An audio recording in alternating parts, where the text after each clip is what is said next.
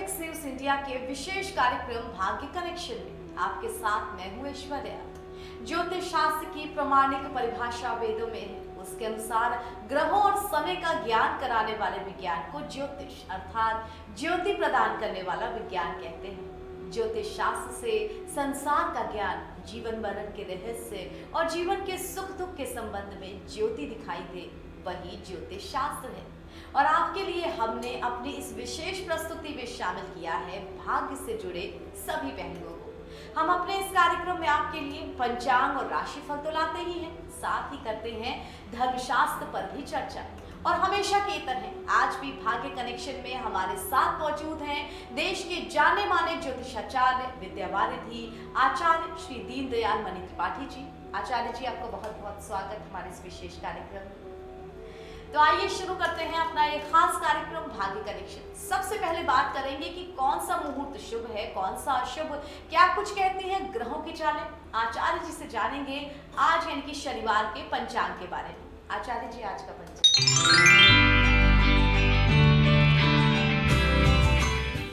शनिवार का पंचांग तदनुसार नर नामक विक्रम संवत 2079, शक संवत 1944, अयन उत्तरायण, ऋतु ग्रीष्म, आषाढ़ मास कृष्ण पक्ष की पंचमी तिथि रात्रि के 12:19 तक है। सूर्योदय 5:13 तक, सूर्यास्त 7:02 तक। शुभ समय के रूप में अभिजित मुहूर्त है दिन में 11:40 से 12:35 तक। अमृत काल है रात में 8:17 से 9:46 तक। सर्वात सिद्धि योग है 5:13 से 7:39 तक। विजय मुहूर्त है दिन में 2:26 से 3:21 तक। अशुभ समय के रूप में राहु काल है प्रातः 8:40 से 10:24 तक। आचार्य जी से बात करेंगे धर्मशास्त्र के बारे में, यानी कि किस विषय पे आज चर्चा करें। तो आज का हमारा विषय है देव यज्ञ। आचार्य जी, देव यज्ञ की क्या महिमा होती है और अलग अलग यज्ञों में जो देव यज्ञ है ये कब किया जाता है? पंच महायज्ञ में से एक यज्ञ है देव यज्ञ। पंच महायज्ञों में कहा गया है, गणना की गई है, उसके लिए प्रमाण है। अध्यापनम ब्रह्म यज्ञस्तु पितृयज्ञस्तु तर्पणम होमो दैवो बलिर्भूतो नृयज्ञोति पूजनम। अर्थात अध्यापन तो ब्रह्म यज्ञ है, पितृयज्ञ जो है तर्पण, और जो होम है, जो हवन कृत्य है, वह है देव यज्ञ। तो जो देवताओं की विविध मंत्रों द्वारा यज्ञ की अग्नि में आहुति समर्पण पूर्वक जो कृत्य संपादन होता है देवार्थ, उसका नाम देव यज्ञ है। देवताओं का मुख अग्नि को कहा गया है। देवताओं का मुख अग्नि, उसमें उन देवताओं के मंत्रों से उन देवताओं के लिए किए जाने वाले यज्ञीय समिधा या शाकल्य के होम को देव यज्ञ के नाम से जाना जाता है। पंच महायज्ञ में से आने वाले एक देव यज्ञ में उन देवताओं के लिए होम अभिहित है या कथित है जो हमारे नित्य उपास्य देवता हैं या हमारे कुल में जिनकी नित्य पूजा हो रही है। देव यज्ञ इन अर्थों में अति महत्वपूर्ण हो जाता है कि यज्ञ में आहुति देने से उसी यज्ञ का फल अत्यंत तीव्र हो जाता है और उस यज्ञ के परिणाम स्वरूप कुल में विद्यमान सभी व्यक्तियों के चैतन्य में विकास होता है, ज्ञान में अभिवृद्धि होती है। इसलिए कहा है महायज्ञश्च यज्ञश्च ब्राह्मीयम क्रीते तनु। जो यज्ञ है और जो ये पंच महायज्ञ हैं और इससे इतर जो देव यज्ञ हैं, वे तनु अर्थात व्यक्ति के व्यक्तित्व को, देह को ब्राह्मी कर देते हैं, ज्ञान स्वरूप कर देते हैं, चैतन्यवान कर देते हैं। इस देव यज्ञ की महिमा अप्रतिम है। प्राचीन काल में जब कहा गया है कि कि कृते यध्यायते विष्णु त्रेतायाम यजनम मखैः द्वापरे परिचर्यायाम कलौ तद्हरि कीर्तनात्। अर्थात सतयुग में ध्यान और कलयुग में त्रेता में यज्ञ ही मुख्य विधान था। वेदों में अधिकांश रूप में यज्ञ को ही प्रतिपाद्य विषय माना गया है। वेदों का प्रतिपाद्य ही यज्ञ है। यज्ञ कर्म समुद्भव, जो यज्ञ कर्म है मनुष्य के जीवन में जो यज्ञ है वह सर्वाधिक महत्वपूर्ण है। और उन यज्ञों में देव यज्ञ वह है जो सृष्टि में हमारे चतुर्दश सृष्टि जिन सत्ताओं की, जिन दैवी सत्ताओं के नियंत्रण में हमारा व्यक्तित्व, हमारा समस्त निसर्ग प्रकृति जिनके द्वारा संचालित है, जिनके अवदान से हम वायु के रूप में, जल के रूप में, प्रकृति में होने वाले विकास के रूप में, वर्षा के रूप में हम निरंतर उपकृत हो रहे हैं, उन दैवी शक्तियों के लिए सृष्टि में हम अपनी ओर से जो यज्ञ के रूप में, यज्ञ के अंगभूत रूप में आहुतियां प्रदान करते हैं, उससे वे देवता संतृप्त होते हैं और वे देवता मनुष्य को अपना प्रतिफल प्रदान करते हैं। गीता में कहा गया है देवताओं के लिए मनुष्यों को परस्पर आश्रित माना गया है। देवान भावयतानेन ते देवा भावयन्तु वः परस्परम भावयन्तः श्रेयः परमवाप्स्यथ। देवता तुमको आप भावित करें और आप यज्ञ द्वारा देवताओं को भावित कीजिए। देवता अपने आपको फल द्वारा भावित करें, अपनी कृपा द्वारा भावित करें। एक दूसरे का सहयोग करते श्रेय परम श्रेय जो आत्मसत्ता है उस तक उपलब्धि हो जाए, यही यज्ञ की देव यज्ञ की चरमोपलब्धि है। बिल्कुल, इन बातों को समझना बहुत ज़्यादा ज़रूरी है और ये भी समझना कि हमारा ज्योतिष शास्त्र कितना क्रम से चलता है, इंग्लिश में कहें तो कितना सिस्टमैटिक है। और इसी के साथ दर्शकों, अब वक्त हो चला है एक छोटे से ब्रेक का, लेकिन ब्रेक के बाद हम बात करेंगे 12 राशियों के जातकों के राशिफल की।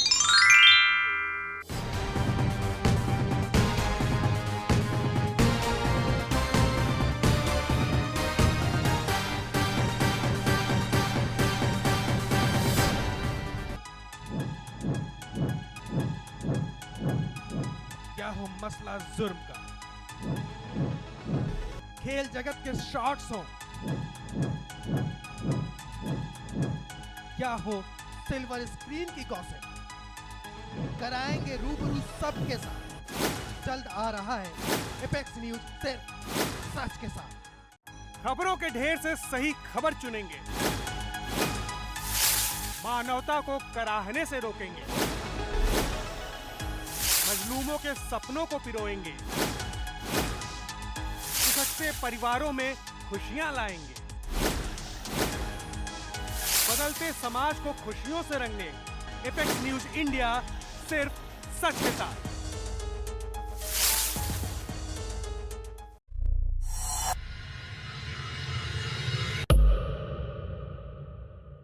मम्मा ब्रेकफास्ट ले आओ जल्दी से, लेट हो रहा है। कैसा बना है? बहुत टेस्टी।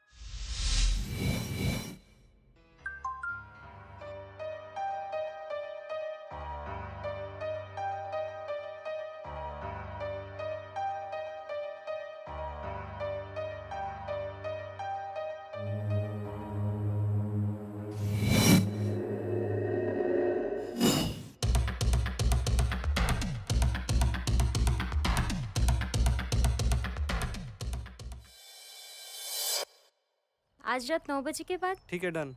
ओके। मतलब इतने सालों तक मैं दूसरों के लिए जिया हूँ, नींद में ही उसका काम तमाम हो जाएगा।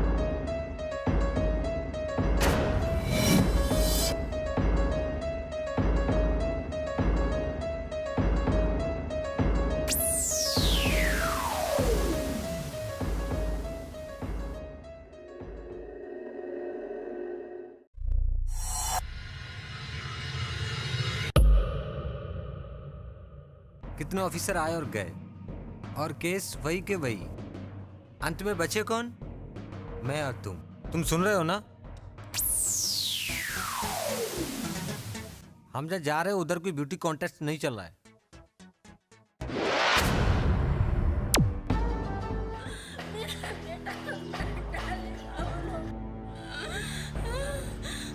प्लीज सर, हमारा एक ही बेटा है, कुछ कीजिए प्लीज। हमें उस लोकेशन तक पहुंचने में कितना वक्त लगेगा?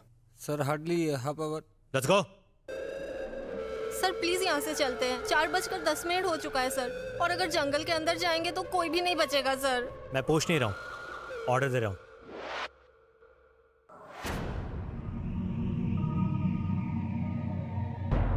मेरी तो शादी भी नहीं हुई है अभी तक, और मैंने काफी न्यू ब्यूटी ऑनलाइन प्रोडक्ट्स भी ऑर्डर करे हैं। प्लीज मुझे उसे यूज करने देना।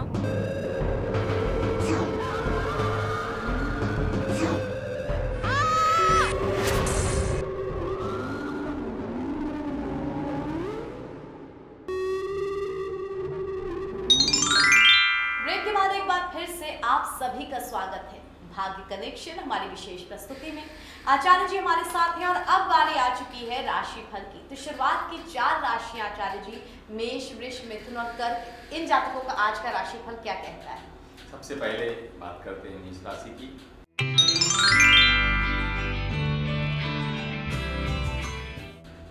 मेष राशि के जातकों की कार्य स्थिति में सुधार होगा। पूर्व से चली आने वाली चिंताओं में मुक्ति और पिता के संबंधी स्वास्थ्य में सुधार दिखाई देगा। आपको अति विशिष्ट महत्वपूर्ण लोगों से सहयोग की उपलब्धि होगी, जिससे आप अपने कार्य क्षेत्र में विकास करेंगे। किंतु माता के स्वास्थ्य पर ध्यान देना आवश्यक है। विद्यार्थी अपने अध्ययन कार्य में अनुकूल रहेंगे। वृषभ राशि,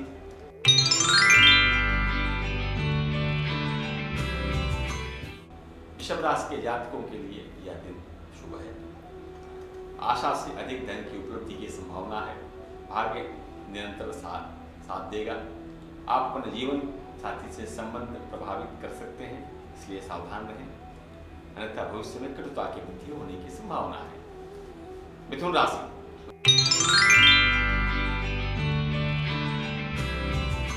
मिथुन राशि के जातक वाहन चलाते हुए सड़कों पर सावधानी रखें।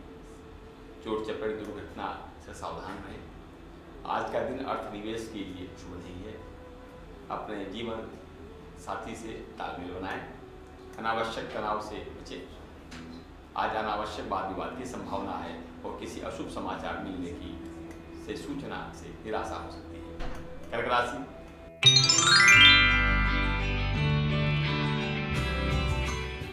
आज का दिन आपको दाम्पत्य के साथ जीवन साथी के सहयोग को प्राप्त होगा। आपको निश्चित रूप से आज थोड़ा प्रेम की भावना का अनुभव करेंगे। अध्ययन के लिए आज आपका दिन अनुकूल है। व्यापारी अपने नए सहयोगियों के साथ उन्नति प्राप्त करेंगे। यह समय अपने जमा पूंजी को बढ़ाने के लिए उत्तम है, किंतु कहीं पर भी शेयर इत्यादि में धन का निवेश न करें। तो किसी के लिए दिन शुभ और किसी के लिए अनुकूल नहीं, लेकिन जिनके लिए अनुकूल नहीं वो धैर्य बनाए रखें। कल फिर आपके लिए जो अनुकूलता है वो आ जाएगी। और अब जानते हैं अगली 4 राशि यानी कि सिंह, कन्या, तुला और वृश्चिक राशि के जातकों का राशिफल आचार्य जी। सिंह राशि के जातक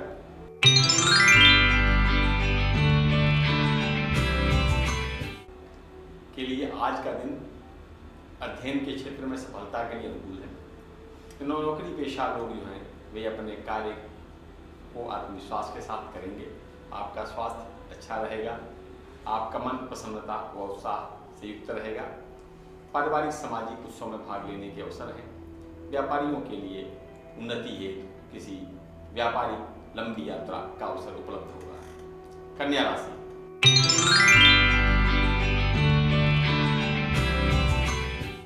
कन्या राशि के जातकों के लिए आज आत्मविश्वासपूर्ण कार्य करने का दिन है। स्वास्थ्य अनुकूलता रहेगी। मन में प्रसन्नता है और व्यापारी लोग अपने कार्य में आज सावधानी करने से किसी विशिष्ट लाभ का अवसर पाएंगे। तुला राशि,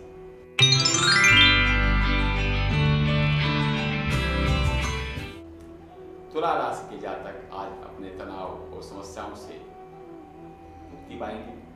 आज का दिन अपने परिवार और मित्रों के साथ आनंदित रहने का है। सामाजिक कार्यक्रम और पारिवारिक उत्सव के अवसर उपलब्ध होंगे। वाहन क्रय विक्रय के लिए आपको अपने कुटुंबियों से धन प्राप्त करने की संभावना है। वृश्चिक राशि,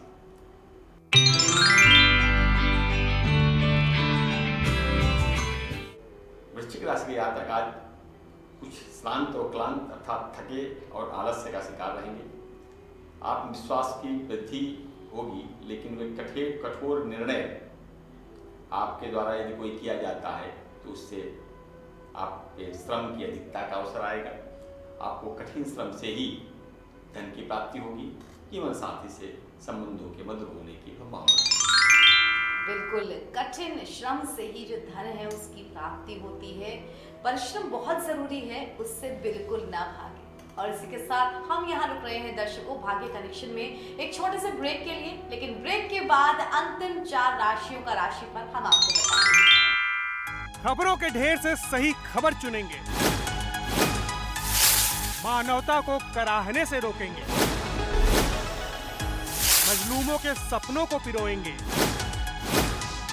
खिसकते परिवारों में खुशियां लाएंगे, बदलते समाज को खुशियों से रंगने। एपेक्स न्यूज इंडिया, सिर्फ सच के साथ।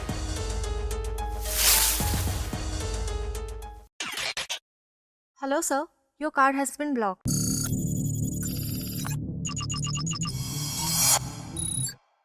What the hell? ये किसने मेरे अकाउंट से निकाल लिए पैसे?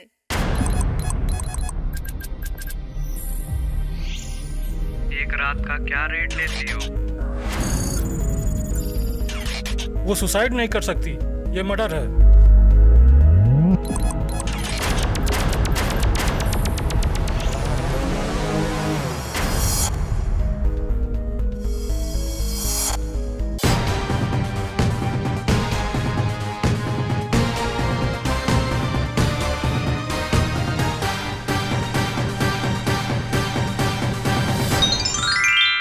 दर्शकों ब्रेक के बाद एक बार फिर से आप सभी का स्वागत है। आइए जानते हैं आचार्य जी से अंतिम 4 राशियां यानी कि धनु, मकर, कुंभ और मीन, इन राशियों के जातकों का आज का राशिफल क्या कहता है। गुरुजी, अंतिम 4 राशियों का राशिफल। धनु राशि,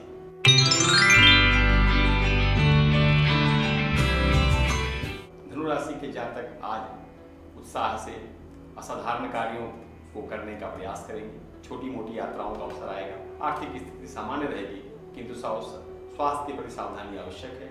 यदि ऐसे जातक वाहन के संबंध में विचार कर रहे हैं तो कृपया वाहन क्रय स्थगित करें। अपने जीवन साथी के साथ कृपया आज किसी तनाव के अवसर को न आने दें। मकर राशि,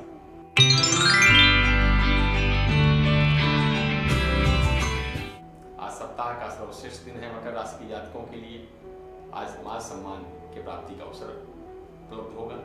व्यापारियों के लिए विशेष लाभ उपलब्ध होंगे। यह शेयर इत्यादि में निवेश करने के लिए आज उनके लिए सर्वोत्तम समय है। आत्मनिर्भरता का आप अहर्निश अनुभव करेंगे। कुल मिला के आज का दिन आपके लिए आनंददायक है, किंतु महत्वपूर्ण निर्णय विचारपूर्वक ही लें तो उत्तम रहेगा। कुंभ राशि,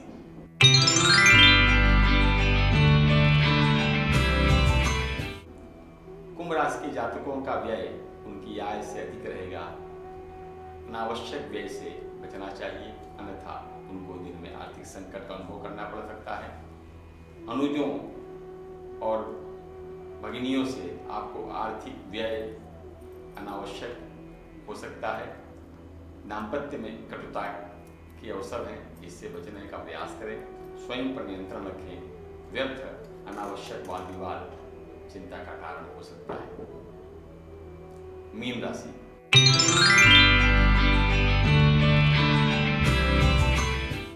मीन राशि के जातकों के लिए आर्थिक स्थिति समतुल्य होने की संभावना है। आय और व्यय समान रहेगा। आज का दिन आपके व्यापार और आय के लिए अनुकूल है। प्रेम संबंधों में सुधार होगा। लंबी यात्राएं निरस्त हो सकती हैं। विद्यार्थियों के लिए उनके सहपाठी उनके सहयोगी होंगे।